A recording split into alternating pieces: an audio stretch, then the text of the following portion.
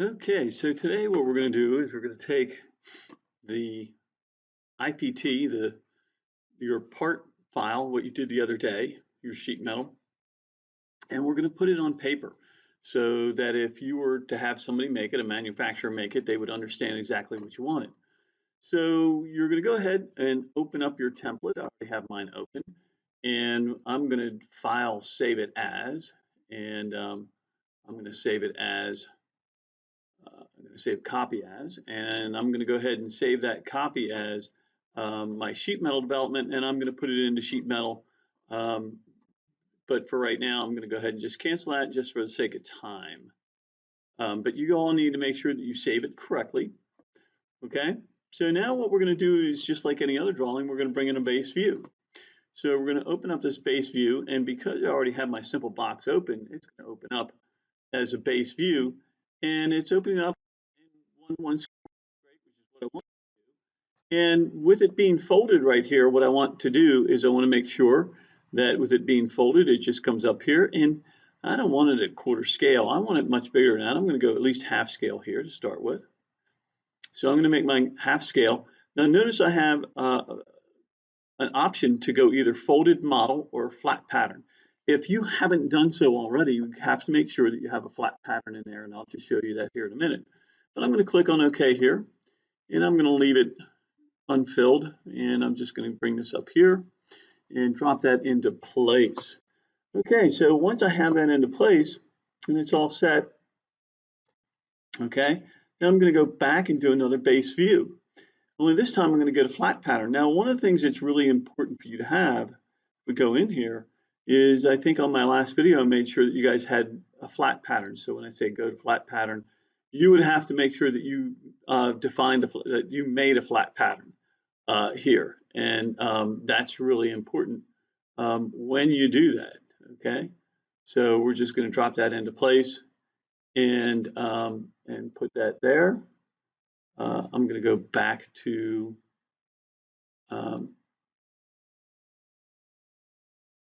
going to go to the folded part. Okay, and all that's laid out right there, just like that. Okay, so I'm going to go back here into my template, and I'm going to go to a base view, and I'm going to select this time flat pattern. And notice that it comes in this way. Again, we always draw things at full scale or better or larger whenever possible. Oh, that doesn't work, does it? But then again, I'm on an A-size sheet of paper. So I don't want to be on an A-size sheet of paper. So I'm going to go ahead and bring this in full scale. And once I have this in full scale, okay, and it gets to that point, I'm going to go up here to sheet 1, and I'm going to change the sheet size to a C-size sheet of paper. And I'm going to click on OK. Now I can go ahead and take my isometric up here, and I'm going to bring this up here. And you always need to know with this what it's going to look like when it's folded. So you have to provide a folded view.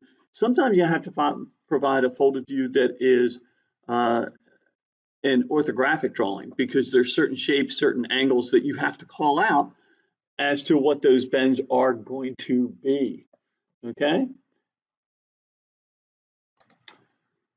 So now what we have to do is we have to put our dimensions on here, but we also have to note where the bends are, how the bends are, and that type of thing. So what we're going to do here is we're going to go ahead, we're going to use this tool up here called bend. Okay, and we're going to drop this into place here.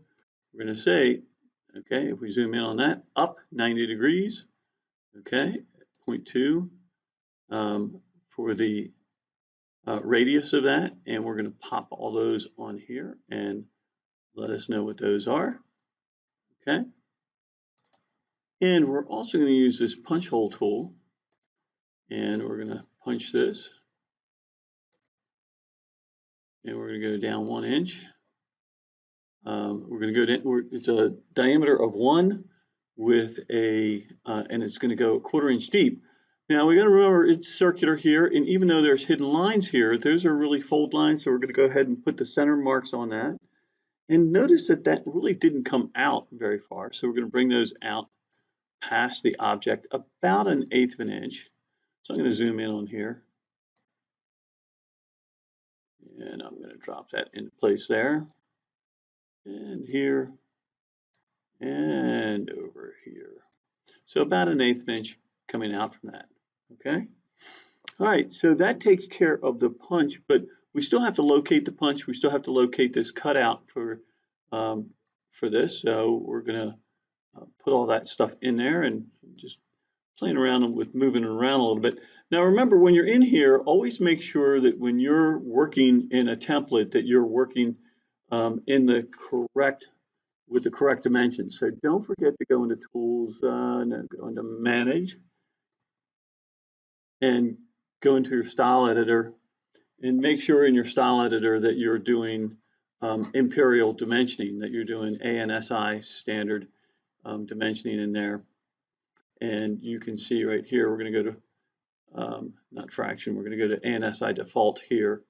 And so it comes in inches, and we want to make sure that everything that we're going to do is going to be in inches. We can also go into our document settings in here in Tools. Notice now that it does say default ANSI standard, and if you're getting some weird dimensions, it's probably because you have it in metric. So just make sure that that's set. All right, so here, this is really a symmetric layout, what we have here. So what we're going to do is when we dimension this, we're going to dimension it as a symmetric layout. Okay, and the way that we're going to do that is I'm going to come in here, I'm going to zoom in a little bit here for you, see if I can't get this right. And I'm going to start from the most narrow area here.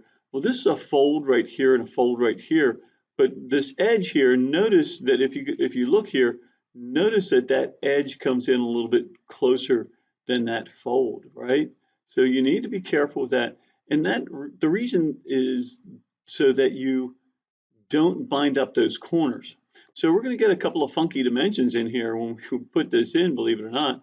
And so I'm going to go from edge here to edge here. And I'm going to bring this up. And I'm going to bring that up just one snap right there. And notice that you get 7.92. And that's fine for what we're doing here. And then what we're going to do is we're going to go from this fold line here to this fold line here. We're going to bring that up 1, 2 snaps. And we're going to drop that into place and say OK. And then we're going to go from outside edge to outside edge because we have to know what that's going to be. So we're going to drop that up 2 snaps up above here. And we're going to click on OK. Now, if you look at these, see how these are all stacked up over top of each other. So I'm going to escape out of that tool. And what I'm going to do is I'm just going to pull this a little bit over right there. And you could actually leave this like this. I just like the style better that if you just stagger them, I just thinks it looks a little bit nicer that way. Okay, so that being said, we've got that done and we've put that where it needs to go. But we haven't done one other thing here that I've forgotten to do, and that's we haven't located where the center of this cutout is. And if we go up to this tool, we can't get that to happen. So what we're going to do is we're going to go for this center mark here, the center line.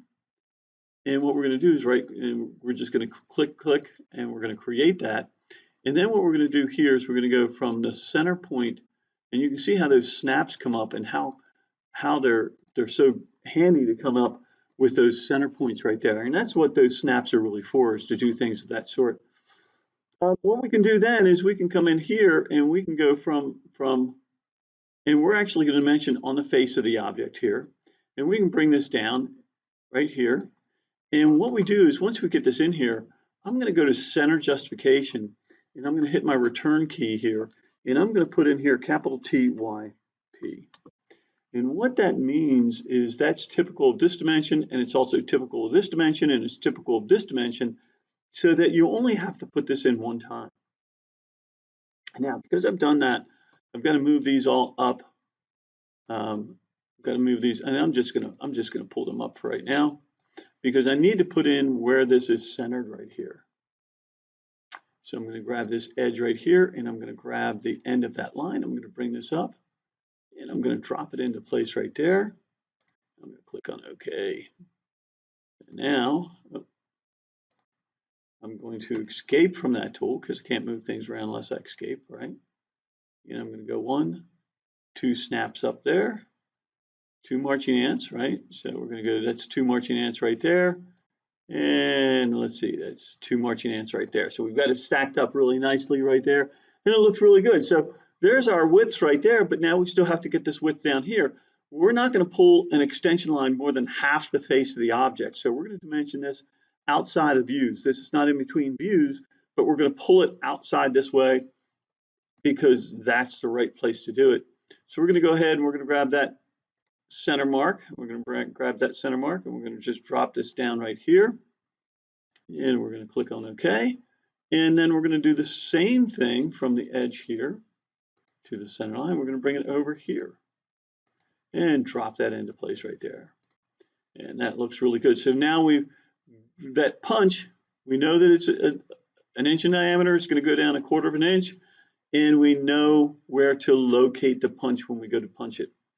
Okay, over here for this cutaway, this cutout, we now know the width, we now know how big it is, and we know all of our widths up here, so now we need to know all of these dimensions over here. So we're going to do the same thing, symmetric dimensioning. So we're going to come down and bring this out. We're going to drop that into place. And actually what we needed to do is we needed to pull that out. A couple of snaps here, because again, we're going to go ahead and dimension from center to edge right here. And we're going to pull this out right here. All right. And that should give us 1, 2 snaps there. All right, so we're set with that. And so we know the center of this punch right here. We know the center of this punch right here. And now we're going to go ahead and dimension to the folds of our hems.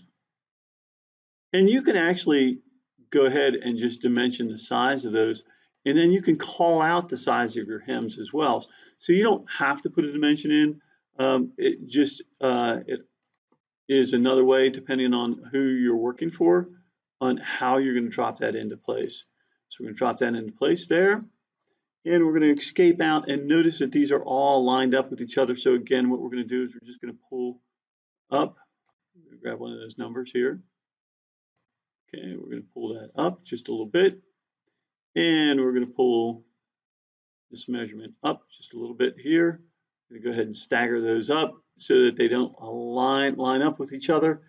And let's take a look. Let's think about this and let's take a look. We know what this dimension is. We know where the fold is going to be. We know what the overall length is going to be. We know what the overall width is going to be. We know where these folds are going to go and where this flap is going to go here, and along with where everything is centered in the size and the size and the centers over here. All right, so now that we're finished that takes care of that. We know that these are going to go 90 degrees, and we know everything that we need to know to put this thing together. So that's what's really nice. Oh, we did forget our hems, the bends on our hems, so we're going to go ahead, and those don't show up too well, but we're going to pop those in there. And let me zoom in on that, and I'm going to escape out of that tool. Let me see if it's going to let me move that.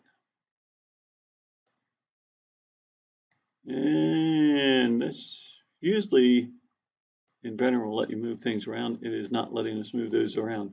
Now make sure that when you put your name in here down in the box, make sure that you put C-size sheet of paper in here, and it should be all set. Go ahead, save it, and then save it again as a PNG, PDF, or a JPEG, and go ahead and submit it to me for your homework grade. Hope you all got a lot out of this and enjoyed it. Have a great day.